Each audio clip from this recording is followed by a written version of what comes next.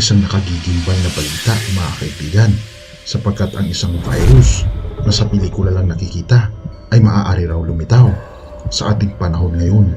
Ano itong kumakalat na zombie virus daw na kinatatakutan ng social media, at ito raw ay binuhay ng mga eksperto, isang virus na kung saan naitago ng ilang libong taon. Ating pag-usapan ang patungkol sa zombie virus. Kapag narinig natin ang salitang zombie, ay paniguradong alam na alam natin ito.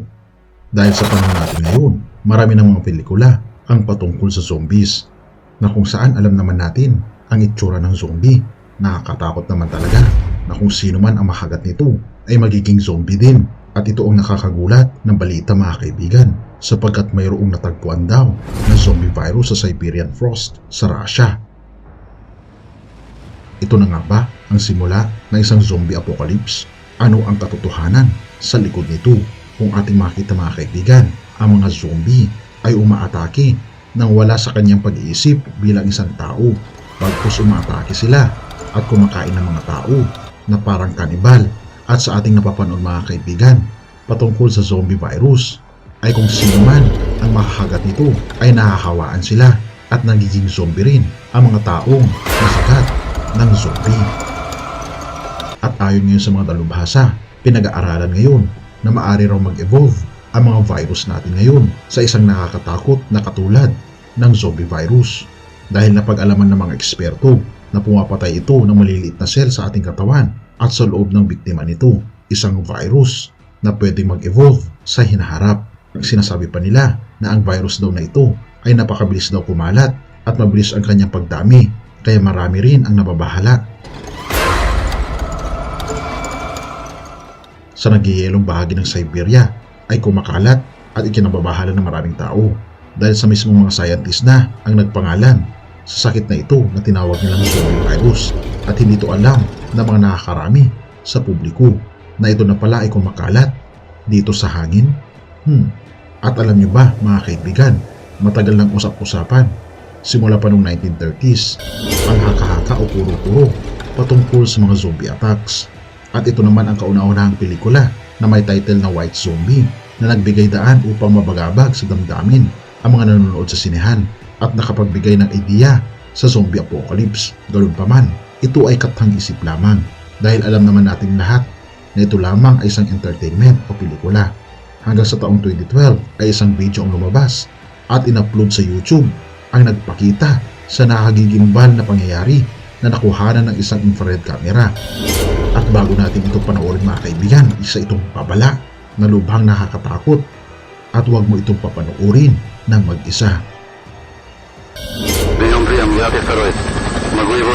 Sa kumakalat ng video na ito ay nagkaroon ng maraming haka-haka patungkol sa katotohanan ng zombie apocalypse, at marami ang nababahala at marami rin naman ang nagdududa patungkol sa zombie apocalypse na ito, dahil ilang taon na rin pinag-uusapan ang tinaguriang zombie apocalypse. Kasabay nito ang paglabas sa napakaraming pelikula, at sinasabing ito raw ay isang nakakahawang sakit at nagiging tila zombie ang mga tao na maapektuhan ito.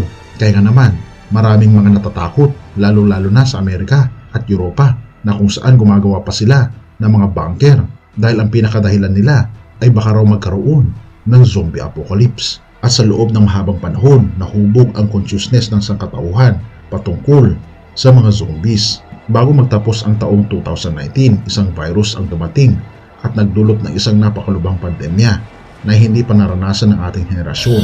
Ito ang virus ng COVID-19 na nagbigay ng matinding sakuna sa buong mundo. At bago pa man ito mangyari, mga kaibigan, ay pinag-uusapan na nila na baka magkaroon ng katulad sa isang virus na kung saan ay pwede itong matransmit agad-agad at pwedeng kumitil ng napakaraming buhay.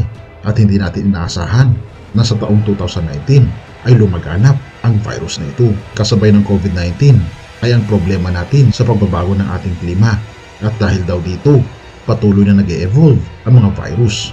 Ilan lamang sa mga dahilan kung bakit nagpapatuloy ang mga biologists sa kanilang pag-aaral, at ang kanilang tinututukan ngayon ay ang rehiyon sa Siberian Frost, dahil nakitaan daw nila ito ng mga virus na talaga namang pag ito ay nabuhay ay magbibigay daan ito ng isang malaking problema sa ating mundo.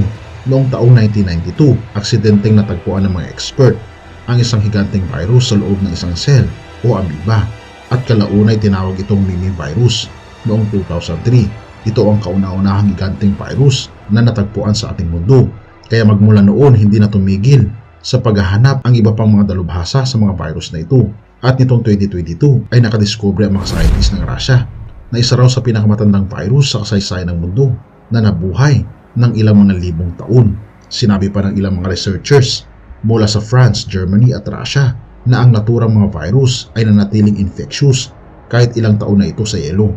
Mismo raw itong isang zombie virus na natulog ng ilang siglo na lumitaw dahil sa pag-init ng ating mundo. Patuloy pang kumakalap ng dagdag na impormasyon ang mga researchers na maaaring maging banta sa ating henerasyon. Ngunit sa ngayon may tuturing pa rin itong Pandora viruses. At kaibigan, alam mo ba na hindi lamang nag-iisa ang nakitang virus? Ayon sa mga scientists, mayroong daw 13 na klase ng mga virus na nadiskubre sa Siberia. At dahil daw ito sa paglusaw ng mga nagyayelong lupa o permafrost na nagkakaroon ng possibility na nabubuhay ang mga sinaunang pathogens na maaaring magkaroon ng peligro sa mga tao sa ating henerasyon ngayon. Tinatawag ng mga scientifico na ito raw ay isang Pandora's box na pag nabuksan ito dahil sa pag-change ng klima ay lilitaw daw ang mga viruses na ito at magiging mapeligro ang dulot nito sa taong bayan. Katulad na lamang mga kaibigan na binabanggit ng isang research, ika pa dito, anthrax outbreak in Russia thought to be result of thawing permafrost. Kung ating makikita mga kaibigan, noong 1970, nagsimula raw ang pagkatunaw ng yelo sa Arctic Circle. Maraming virus ang nakawala sa hangin at tubig at isa na dito ang anthrax na isang delikadong virus na ginagamit na panlaban sa mga giyera.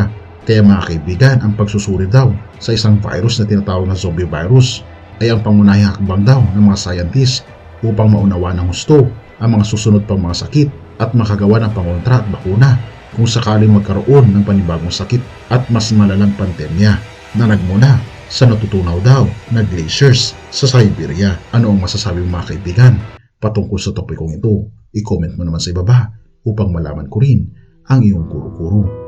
Mga awit 103 verse 8, ang Panginoon ay puspos ng kahabagan at mapagbiyaya, banayad sa pagkagalit at sagana sa kagandahang loob. Tunay nga mga kaibigan na ang ating Panginoon ay puspos sa kahabagan at siya ay maibigin talaga. Kaya nga naman mga kaibigan, hindi ang ating Panginoon ang source ng mga virus at paghihirap sa ating mundo, kundi ito ay dulot ni Satanas na siya ang author ng mga bagay na ito na nagbibigay takot sa lahat ng mga tao dito sa mundo. Pero ito ang pangako ng ating Panginoon na siya ay puspos ng kagandahang loob dahil alam niya na tayo ay binibiktima ni Satanas. Mga kaibigan, ating ilapit ang ating mga puso sa ating Panginoon at tayo ay magiging ligtas sa anumang klase ng banta na peligro na dulot ni Satanas. Kaya purihin ang Diyos at salamat kaibigan sa iyong panonood.